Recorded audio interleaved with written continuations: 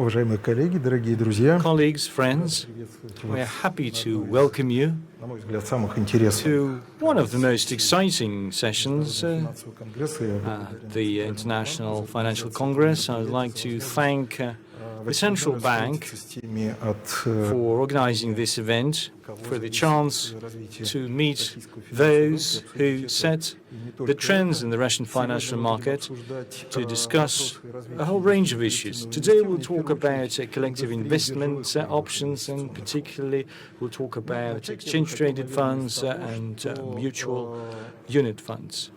Заметил бы, что, наверное, одним из самых главных изменений One of the key changes в течение последних in the Russian market for the past 2 or 3 years was к операциям на этом higher growth of retail investors to this segment. It's a major change for the Russian market. The number of retail investors исчисляется миллионами, и пусть now numbers millions. не такие масштабные цифры I know it's not других стран. it doesn't match the scale of other markets, but that's been a critical change for Russia. Которые нам следует обсудить. So it's only natural that one of the questions that we will discuss is Розничный инвестор российского the tools that the instruments that Russian retail investors use. Currently, there's consensus that they mainly focus on brokerage services. About 5 trillion that was at the beginning of the year, and now there's a bigger figure. Maybe Mr. Pronin will say, give us the figures. It's about 5 trillion money sat on the brokerage accounts. So collective investment for unqualified investors чем средства на брокерских счетах. Верно ли это? Is 4 times lower than that figure. Why? Новичков российского розничного рынка Why don't people want to invest in collective investment options? на этом финансовом рынке. Maybe they don't have the right knowledge. Так или иначе, нам кажется, что интерес к индустрии инвестирования со стороны розничных инвесторов выше, и это тем более be more interested in collective investment options. О мелких инвесторах идет речь. Мы полагаем, что чем более мелкие We believe the smaller тем the investors, или тем с большей the bigger interest they should have towards collective investment. That would be safer. They need to invest in more diversified options. And this particular focus on ETFs. There's been phenomenal growth. Впоследствии поговорить со своими спикерами о том, and I would like to discuss whether it would imply more interest to Russian mutual investment funds, or there's something particular about exchange-traded funds. What's the real driver for the interest towards ETFs? Within 2020, the number of investors increased from 70,000 to 1.3 million. The Russian financial market has never seen such unprecedented growth. The volumes are relatively small, 100 million rubles, but such meteoric rise in the number of investors, that's very impressive. That's the agenda I would like to discuss with Natalia Alimova, that represents Sberbank, and Kirill Pronin from the Sberbank of Russia, and Ivan Chebeska from the Ministry of Finance of the Russian Federation. But first and foremost, I'd like to run a poll. What would you buy for your customers? Is it ETFs or maybe closed unit funds? And the second question, what would you buy for your own portfolio? Or there's another option, another more appealing дать больше возможностей. instrument. Фидуциарная And ответственность управляющего, the third question активный маркетинг. would be about other options. Нашей сессии. А сейчас я бы хотел попросить Right now, I'd like to ask Пронина. Kirill Pronin to share his views. And here's the list of questions I'd like him to address in his intervention. Фондов и биржевых фондов. What is the future of ETFs Банк России. going forward? Отсутствие должного интереса Are you конституции. concerned about Должны ли мы deficit of interest towards collective investment options? What incentives should be для того, чтобы used активизировать интерес со стороны розничного инвестора к биржевым паевым инвестиционным to фондам? drive more growth, фондам. to drive further interest? Согласен ли Кирилл с предположением, что интерес Do you agree к that паевым инвестиционным фондам, на самом деле интерес к институтам коллективного инвестирования, просто биржевые паевые инвестиционные фонды, interest towards ETFs которые есть у открытых паевых symbolizes interest to collective investment funds? инвестиционных фондов, то, наверное, увидели бы гораздо больше, не меньше, по крайней мере, чем к биржевым паевым инвестиционным фондам. So if the disadvantages of collective investment funds would be removed, would we see more Проблема российского interest to them? финансового рынка — это Do отсутствие you also agree that the key challenge of the Russian financial market is the расширение этого инструмента. low or limited range of instruments? В том, что, допуская к обращению на российском финансовом рынке иностранные финансовые Now, инструменты, we have access to foreign instruments, ETF-ов, и поэтому but я жду от there is still это часть poor довольно demand долгосрочной for нашей Центральным банком дискуссии. foreign ETFs. We have not really made access to foreign ETFs. So maybe there will be time when foreign ETFs are allowed in the Russian market. Международного финансового конгресса. Thank you. I'd like to welcome everyone, including our speaker, Stephen Libby. Hi, Stephen. It's great that you've decided to join this panel, and definitely we are interested in what's happening internationally. I'm sure we'll learn a lot from you about that. But first of all, О том, что действительно мы в последнее время много говорим a couple of о points необходимости развития on the recent developments. We talk a lot about collective investment, about passive strategies. Почему? Потому что приходит Why? Because we are seeing an influx of retail investors. розничных инвесторов. Мы видим, что неквалифицированному инвестору доступно Unqualified investors have access to a broad range of complex structured products, and sometimes they are not ready to take a balanced decision on whether they buy it or not. The risks to value ratio, the consequences, they are just unaware of them. This is why the central bank keeps a close eye on that. Some regulatory measures were introduced, and there's been some restrictions on the sale of complex products, and there's also regulation that would help to protect the rights of retail investors if no proper information has been disclosed about these complex products. I also believe that unqualified investors that just joined the market, those newcomers, they need to have access to collective investment options, mutual funds and ETFs. This is important. On the one hand, ETFs is a new tool. On the other hand, ETFs is an extension of mutual funds. It's a well-regulated fund. And sometimes market participants say it's too well-regulated. There are other options of collective investment, which is trust management options, where you have more freedom, more leeway, more space for market participants. Биржевые фонды показали взрывной рост. ETFs have enjoyed meteoric growth. The low base effect, definitely. 125 billion, that was the size of assets. But we expect the amount of assets to grow in ETFs, and management companies come out with new services, new products, new mixes in terms of the indexes that are used as underlying instruments for ETFs. But overall,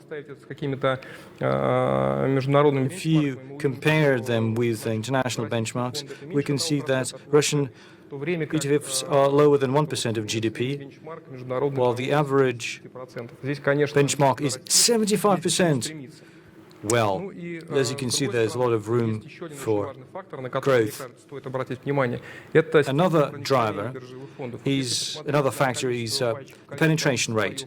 If you look at the number of the owners of investors in closed-end and open-ended funds, you would see that we have 2.5 million who are the owners of ETFs. Yes, the average check size is low, but it means that the investors have been testing those waters. They've been doing some experiments. So it would mean that the amount of assets in ETFs would continue to grow, and the managers are aware of that, and they've been really active in offering new products. Some asset managers launch dozens of new ETF tools. Необходимо сказать, что да, мы ждем появления на российском рынке. We're also expecting new ETFs in the Russian market, foreign ETFs. Unsponsored listing has to be У этого явления, как там approved. У любого другого, как у любой медали, есть две стороны. Every coin, just like in a coin, it has two sides. But retail investors would enjoy some benefits from it. They would be able to diversify their portfolios. Not every retail investor today can put together their portfolio. S&P 500, The S&P 500. Some investors have small checks, but buying an ETF is a great tool to diversify your risks. That's pretty obvious. But there's the flip side of the coin. Competition from those ETFs, foreign ETFs, with Russian asset management companies could, have some negative effects. This is why we also need to balance it out. We need to use the golden mean principle. We need to balance out the interests of our investors, our retail investors, and financial market participants. So we still need to come up with some of the rules for this unsponsored listing. One of the key eligibility criteria is having an agreement with a market maker that would provide the liquidity, that would support the volume and the price. Information disclosure about this ETF, about the manager. We believe it will be the same rules that are applied to our own asset managers.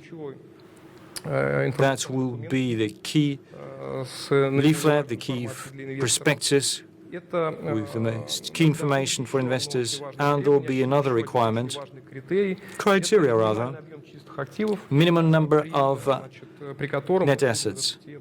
Пока предполагается, что планка отсечения будет на уровне 100 миллиардов рублей. So it's going to be 100 billion rubles. That's the threshold. We looked at foreign ETFs. We look at the funds that could be allowed.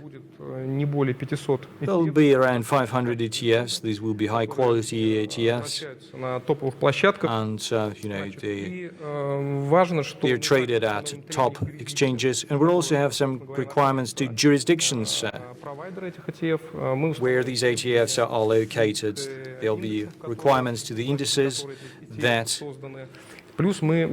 are the underlying instruments for these ETFs. And the concentration risk will be limited, just like we apply it to our own funds.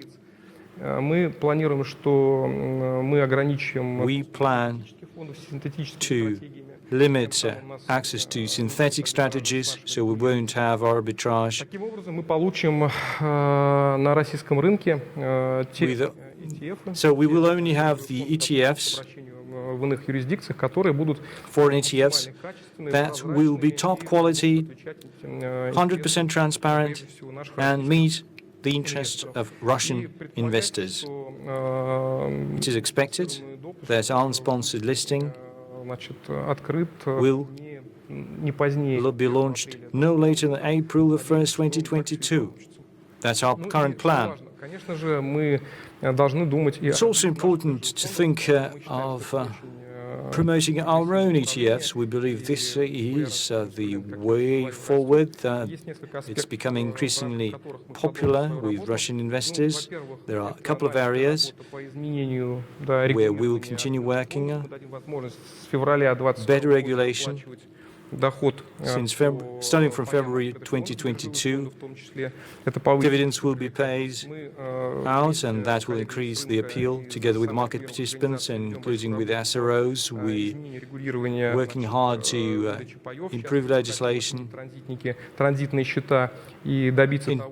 improve regulation so that we don't have transit accounts anymore, so that units could be transferred within one day. Стоимость пая и считается INAV. Соответственно, мы тоже в этом направлении сейчас будем проводить. These are the areas where we will be working, and I'm sure we'll find win-win solutions. And finally, да, занял какое-то время. I know I've taken up a lot of time. Finally, all ETFs can't work on themselves. There should be indexes, and Russian exchanges need to lead in this area.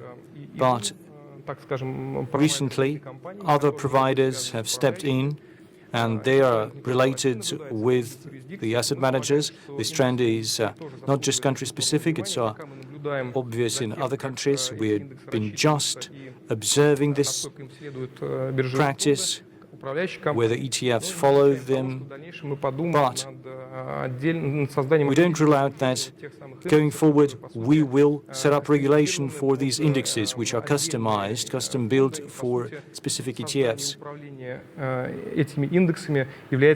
And the establishment of these indexes is an element of trust management, custody management.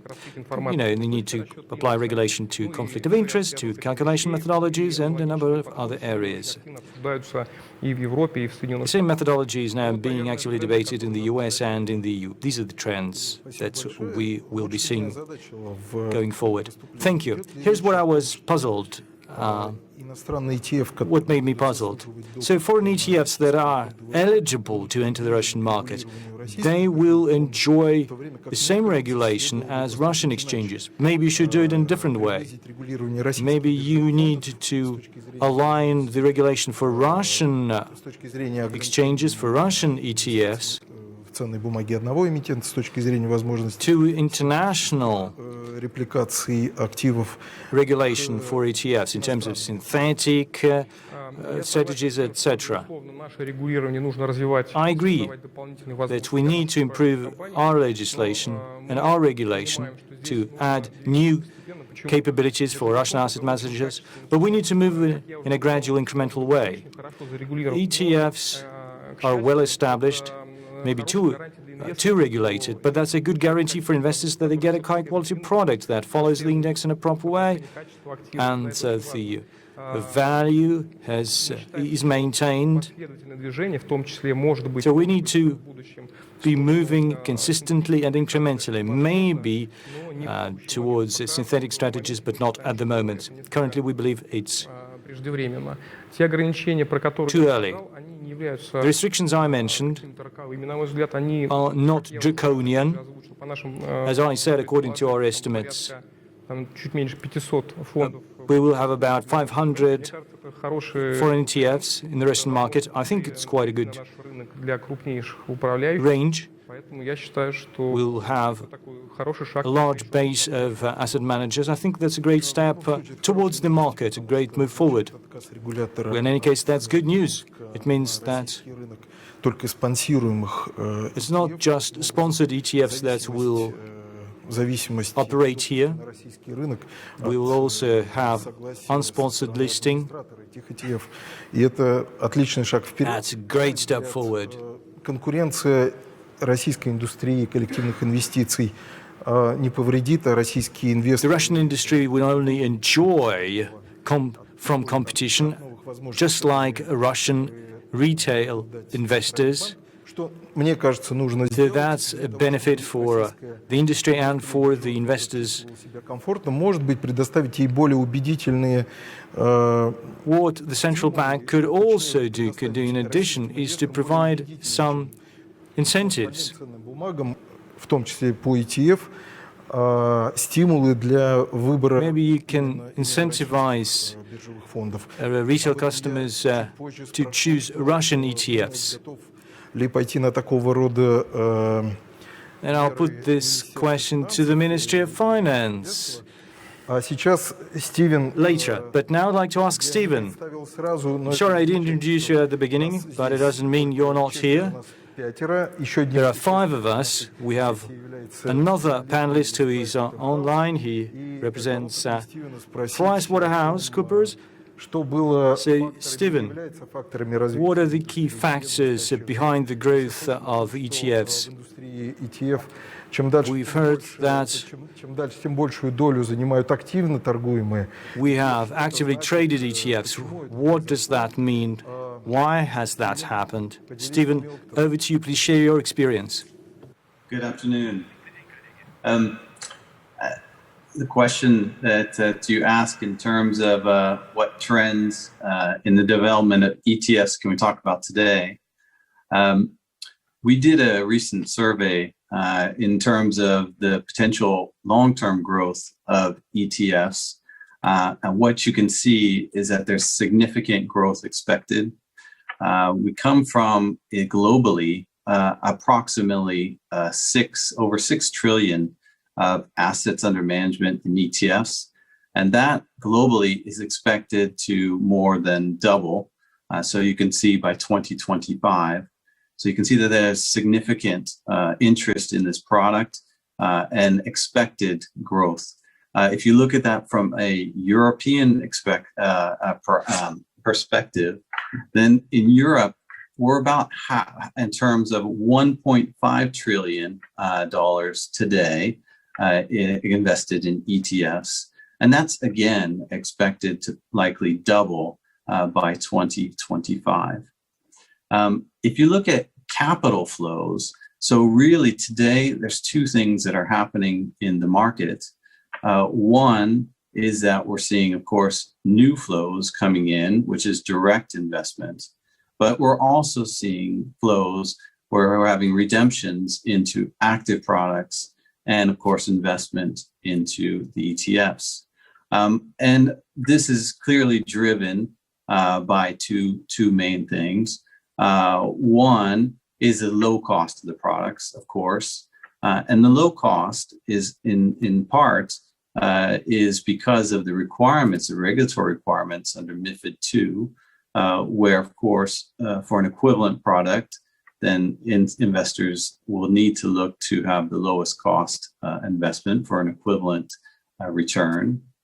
But also, there's also the fact that ETFs are significantly used for portfolio construction. And so more and more we see within many of the portfolios, active portfolios within Europe in particular, that we see that ETFs are used for portfolio construction. And this trend is likely to continue. What we saw is through the COVID period is that actually ETFs were used quite extensively. The liquidity in the market was robust, and therefore that will continue to attract investment. And then the last thing in terms of what types of products, in terms of the expectation. So we would expect that there will be demand for continued global as well as domestic equity products. but also fixed income, of course. And then more particularly these days, what is the interest of investors is, of course, in terms of thematic ETFs. And that I think we'll get into further, but that is a whole area around ESG, which is a significant change in our European market, and this will be a driving factor for the development. Стивен, спасибо.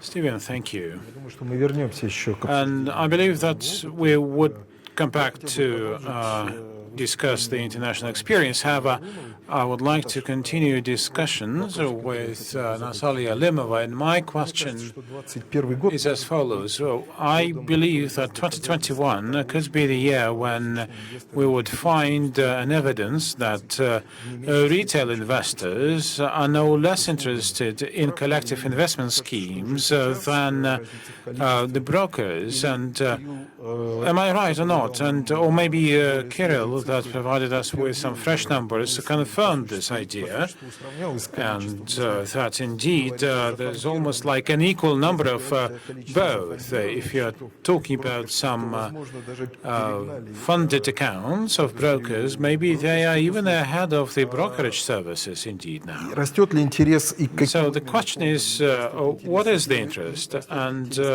this interest is in which? In some open investment funds or some other funds? Is there any danger or risk to ETFs because of the simple access requirement now in place for foreign ETFs? Well, thank you, Alexei, and indeed I welcome all my colleagues and clients as well and the audience. And indeed, 2020 was already a very good year for collective investment schemes, and we believe that a similar growth would continue this year.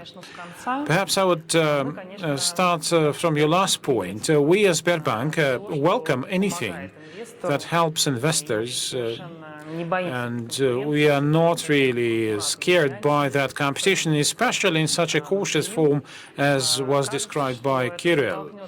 Indeed, we believe that Russian management companies would really bring down their commission fees so that they can offer to their clients not only the funds themselves, but some other schemes like custodian services and trusts, or maybe some portfolios that are construed to meet the demands and horizons of clients and their risk appetites, just like it happened in the developed markets. And we see that in Vanguard and in Schwab. And of course, after the change in the regulation, we expect that we can be making money on that, and the investors would benefit from that. We were very much happy when we received the regulation that enabled us to launch such investment funds, and we have more than 10 of those, and we would continue this product line to expand. We now have the ESG fund, and we will have different strategies and indices that would be based on the risk profiles of our clients, but not only purely sector-driven funds. So, in this sense, of course, only the interests of the regulator may limit the offering, and of course, for investors, it might be a very clear-cut picture. And it would not depend on your entry point. It would not make a person to be very well versed in various forecasts and other parameters. But regarding ETFs or open funds, then there it has been realized quite a long time ago that we need to actively manage client portfolios. Back in 2012, we had the research done by Vanguard and Schwab of that, and there is such a contribution there, but that Mostly, we're not talking about the alpha investment, but the thing is that the MCs would really adjust the behavior of the client and not allow that client to leave. And in those 10 days of the growth in the market, the people should stay there, and they stay there because of the thanks to the management companies, and they make more money there. So in this sense, there's some difference, but frankly speaking, there's some active investment that can be supported not only within the fund, but also through a mix of those funds. Something that we are trying to do now through our services. There was a question also about now whether the investors into those unit funds would feel more secure than individual investors. I think that's the same. That's like what you expect from active management and your individual investment. And what would make you not to invest yourselves?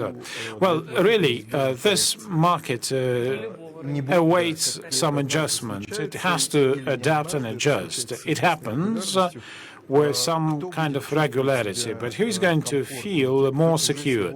Those who already opted for various unit funds, or those who are making investments by themselves. Do you think that this adaptation of the market would really show the benefit of some collective funds? Well, I think the advantage would be for the management. That is the impact, the managerial impact that would help people to survive through a period and to not to lose money when that a person would make when he or she is leaving the market. And of course, you need to pay for the work of an operation of the managers. And I think that it is one of the changes in that link of why brokers were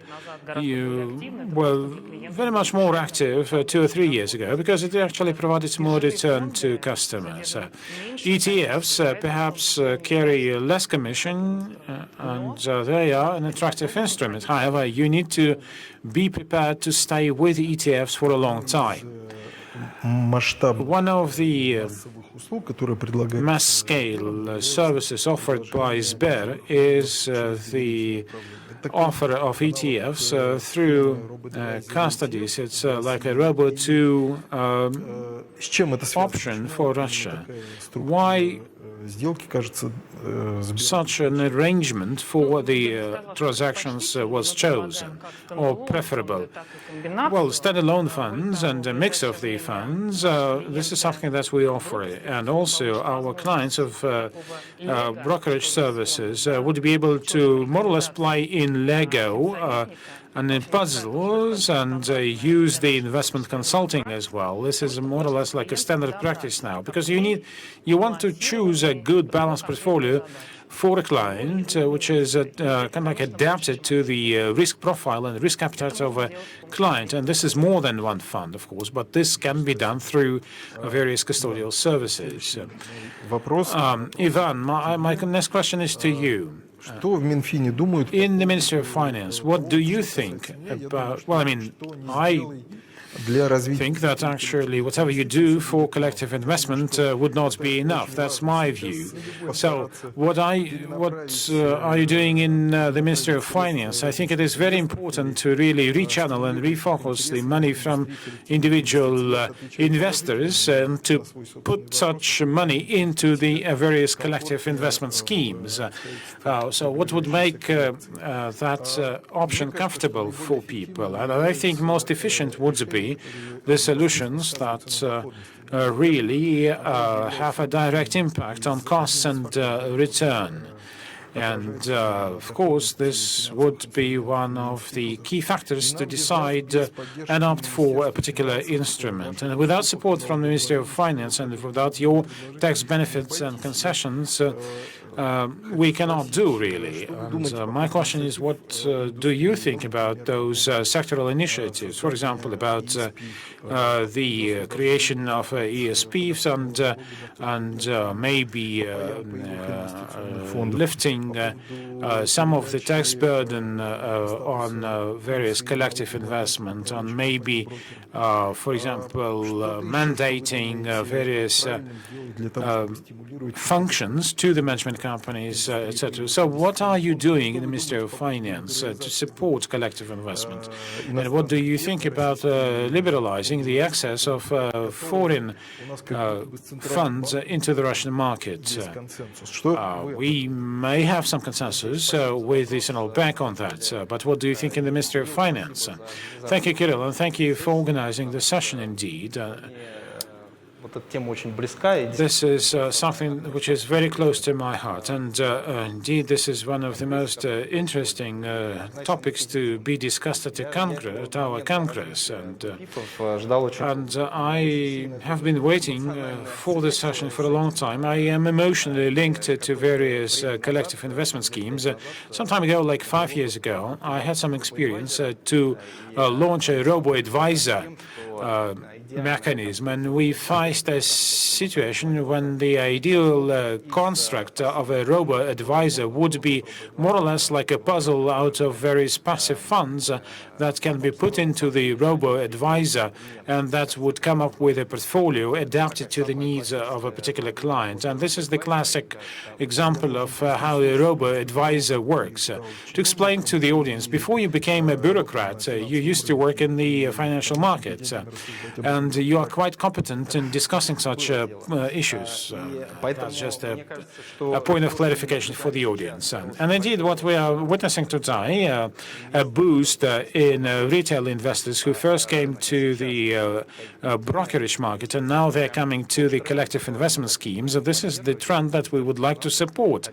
We, as the Ministry of Finance, want to refocus the attention of those retail investors exactly into this destination. And actually, we discussed the idea that we need to support the very institution of financial assistance, and we talked about robo-advisors, we talked about collective investment. You know that we had a conference with the Ministry of Finance and to discuss various tax issues and benefits. Conceptually speaking, we now understand that one of the key areas of tax incentives would be the ES3 mechanism to be used, and it is now being conceptually developed to be used for all long-term investment. We are saying that we need to decide on what long-term is and what kind of investment would be categorized as a long-term product. Now, this is still a work in progress, and you understand that any tax issues are not easy ones. We are using the taxpayers' money, and we are more or less using this money to incentivize this or that sector. And so it's premature to talk about any final product, but I'm talking rather about some concept of that product and concept of support. Well, regarding the overall access of foreign ETFs to the Russian market, to us, again, this was a very difficult decision to make, because on the one hand, we understand that individuals and clients and professional players and managers, they need to have diversification, global diversification, and they need ETFs with cheap commission fees for that, to invest into and to improve their wealth and value for future. On the other hand, we also realize that for our sector, this means some tough competition. And I'm happy to hear from Natalia that they are not afraid of such competition, that they are prepared to compete fairly with foreign ETFs. This is quite positive because actually we had our concerns about that. But from the point of view of incentives, if we're talking about incentives of ETFs, and unit funds, then investment into ETFs would not be incentivized really. Rather, it would be vice versa. We would be opting for the unit funds. Well, I mean, yes, for unit funds, there may be some tax privileges and some tax concessions, and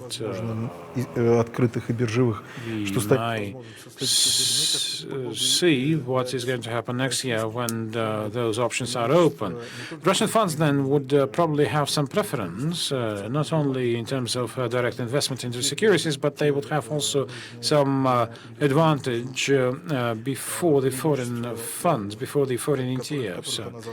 And maybe this is a well-deserved advantage, but we shall see. Ivan actually mentioned the ES3, and to me, Natalia, I don't know if I would be happy if you can share your opinion about that. But I think that the key beneficiaries of this institution would not be even brokers, but would be those unit funds. It would be mutual investment funds, and we're talking about creating some life cycle of funds that can attract investors of different age, and they would look very similar to pension products, but still be investment products. Well, the more tax incentives, the better. And indeed, Alexei, I agree with you. The target dates of the strategy over the longer time horizons for this story is something that we all need. But we still continue our discussions, and we will continue to debate that as well, so that we would have the right exit from ES3 on such a long horizon. We should not miss the main demand of clients, what the investors, the people, are going to do with the money, and where they are going to put this additional benefit from tax concessions and tax incentives. On the one hand, we want people to save and to accumulate wealth and to afford more aggressive instruments than those that they get from pension funds.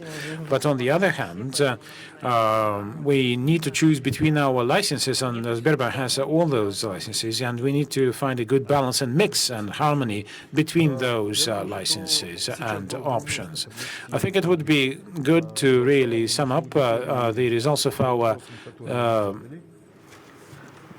pool of the audience, the questions that we asked. Maybe you can show us the outcome of the voting. So what would you buy for your client's portfolio? That was the question. Most of the respondents, about 50% of those who responded, chose number 3, opted for number 3, and they would suggest to the client both funds, ETFs and otherwise. And what would you buy for your own portfolio? That was the second question. Well, the answer should be more frank and open, I would say. And that frank answer is that the audience is split exactly half and half, or rather it is like 3 parts. Some would prefer ETFs, others would prefer... Oh, no, sorry, I'm confused. Can you put it back, because I'm confused about the voting. So there was some interest into ETF and mutual investment fund, and others actually wanted to have some other investment in their portfolio. And the third question, the diversification and location, no surprise there. So the third question was, what else is needed to develop some passive investment schemes? Ну что ж, да, наверное, Well, indeed, our deliberations here that we need to simplify the access of foreign ETFs to the Russian market was supported by the audience, and 40% of the audience agreed that we need to provide access to foreign ETFs to the Russian market. I think that was the kind of like the essence of that question. Actually, I'm quite surprised by the third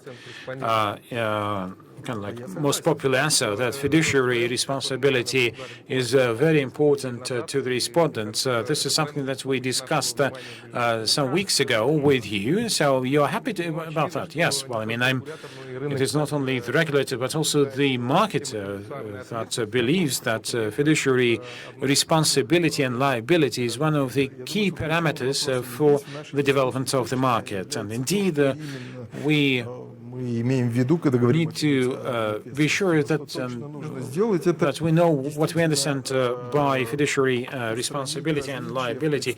I think that's perhaps we need to remove any, differences between the attitudes to security managers and unit fund managers, etc. So hopefully such the different approaches would be removed. And then, of course, we would be able to meet the demand from those who are interested in really ensuring some level playing field for all. Can I have a brief comment on what Kirill said? I think that when I was looking at this question, what needs to be done for the market, and what is important, and really whether the investment funds can become the center of gravity, and I think that the answer is yes, they can become. But in terms of market development, it is important not only to have a good product, but also to have diversification and low commission, of course, but also you need to have things like that are less probably tangible to the client and less understandable by the clients, like fiduciary responsibility and ways of selling products. And in many companies and many professional players, the very system of sales and the very system of incentives, the way they are construed, require a lot of improvement and modernization, so that we can offer to the client something that meets his or her long-term demand. And of course, the cases that we have in the market would not really be very much on that side of the story. But we do want this story of success, so that the funds would become the centers of gravity rather than centers of mis-selling. And I fully agree with you that any of us would really share such thoughts. And I would add here competition, something that is very important. So we talked about competition between the Russian collective investment schemes and the competition between the Russian institutions and foreign institutions. And such competition, of course, would make them care about the interests of the clients in no less degree than their ethical standards, etc. So this is a good incentive for the clients to feel secure and comfortable in this market. So let us evolve our competition. Colleagues, here I would like to adjourn this session, and I would like to thank the speakers here for their thoughts, and thank you on behalf of the audience for